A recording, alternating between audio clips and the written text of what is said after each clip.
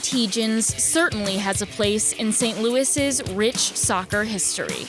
He's a member of the St. Louis Soccer Hall of Fame and the St. Louis University Sports Hall of Fame.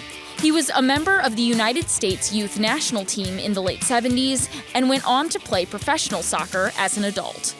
Jim started to get attention for his skills as a sophomore at Oakville High School. And word sort of got around that I was a goalie in grade school, and a pretty good one. So word got around to the varsity coach, and he called me up to be a goalie on the varsity team, and that's really when things took off. His junior year, Oakville won the 1976 state championship. The win helped the young goalie get exposure, and he was soon traveling the world with the youth national team. Next, Jim played for 2 years at St. Louis University before deciding to go pro. He played for the Fort Lauderdale Strikers and then the Fort Lauderdale Suns. The team won the United Soccer League Championship in 1984. And I think that was probably my finest moment because we went to 10 rounds of shootout. I was named goalkeeper of the year. In January 2024, along with his friend Jeff Kuchno, Jim published a book about his life called Saves, the amazing story of American goalkeeper Jim Tietjens. But there's actually 2 stories here. One is about a soccer star, and the other is about a man who's had 3 different hearts. At 25, with 3 knee surgeries under his belt, Jim retired from professional soccer and returned to St. Louis. His battles on the soccer field were over, but his hardest battles yet were on the horizon. Even before his health began to decline in his 30s, he knew it was possible that he'd inherited a life-threatening genetic disorder from his father. My dad died when I was 21 months old. At that point, it was kind of categorized as myocarditis. But over the years, it's been categorized as idiopathic cardiomyopathy. Idiopathic cardiomyopathy is a genetic heart disorder that can encompass several issues: abnormal heartbeat or electrical connections, as well as abnormal size or thickness of the ventricle walls. In this cardiomyopathy, what it does is it causes these ventricular tachycardia beats. These are very dangerous heartbeats that can kill you instantly. Today, children of parents with idiopathic cardiomyopathy can be tested to see if they have the gene responsible for the disorder. Jim's daughter, Annie Tietjens, was tested before she went to college. Miraculously, she tested negative, and then kind of held off on our son, and then decided one year it was time to get him tested, and he ended up testing negative as well, which was, just a miracle, because at that point, there were 6 people in our family. My dad, my sister Karen, who passed, my sister Laura. My sister Laura has 2 children, and then me. Jim's sister Karen died from the disorder when she was just 32 years old. When she passed, I was 29. I was back living in St. Louis, working for Rawlings Sporting Goods and traveling quite a bit. I pretty much, in my own mind, felt like, okay, it's going to happen. It's happened to your father, it's happened to your sister, both at 32. Jim, it's coming, so start preparing.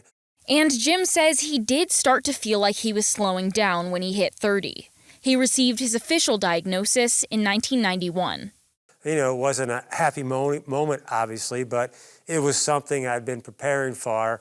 But his condition continued to decline. There was a final point in time where I was so sick, they didn't let me leave the hospital. And when that point came, I was really happy that, okay, I'm here.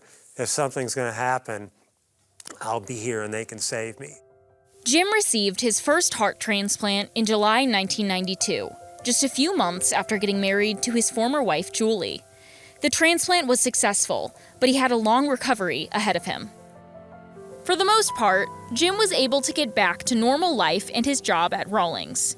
During the next 5 years, he and his wife at the time had 2 kids, Jimmy and Annie. But in 2003, his health took a turn, and Jim was diagnosed with stage 4 non-Hodgkin's lymphoma. At that point, Jim says the doctor gave him a 50-50 chance of surviving. I said, so you know what? I'm going to give myself 25 right now because you don't know me, and you don't know that I'm pretty good handling this kind of stuff. So I'm going to take 75-25, and I'll take those odds any day of the week. Jim's daughter, Annie, says it was hard growing up when her father was sick, but he was always focused on getting through it. And he was like, I told myself a long time ago that anytime I'm in a doctor's office or anytime I get a diagnosis, I'm gonna give myself 5 minutes to sulk and kind of be down about it. And then I'm going to figure out how I'm gonna move forward and fight. And Jim did beat non-Hodgkin's lymphoma, and later, cancer on his tongue and lymph nodes.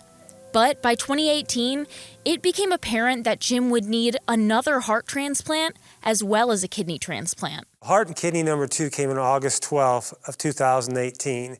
This donation was different, though. And I had come to find out it was a young man who was 23 years old. His donor was suffering from PTSD and died by suicide. His name was Colton, and Colton was a combat medic in the Missouri National Guard. Jim received the heart and kidneys through Mid-America Transplant, which offers to help connect the family of the deceased with the organ recipient. Jim and Colton's mother, Cheryl, began to send each other letters, and one day they decided to meet in person. You know, we just embraced, and she had the opportunity to listen to my heart, or listen to Colton's heart beat inside me, and you know, this is a really strong heart. And Jim is still in contact with Colton's mom today. He says it's important to him to take care of the heart and kidneys he's been given. And I owe that to him, to his friends, to his mom.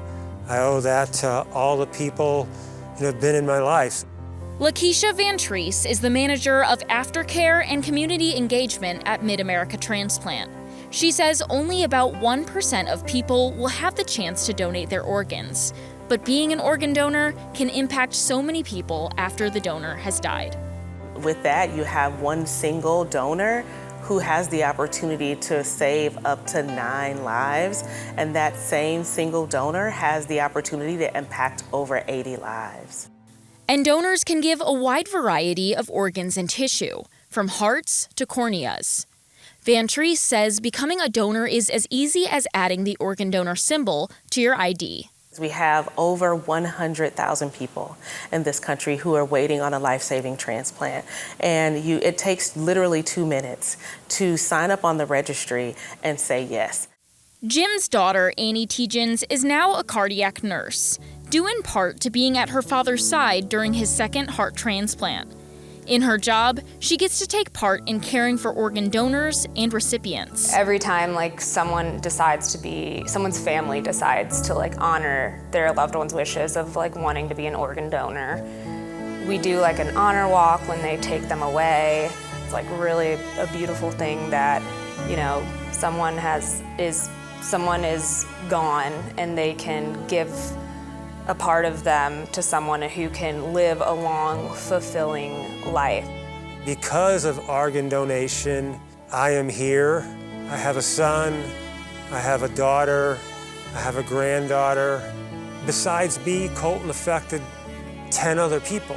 So I just hope I can put as many good smiles or good feelings in her life as I possibly can, knowing that I can never replace Colton. For Living St. Louis, I'm Veronica Moheski.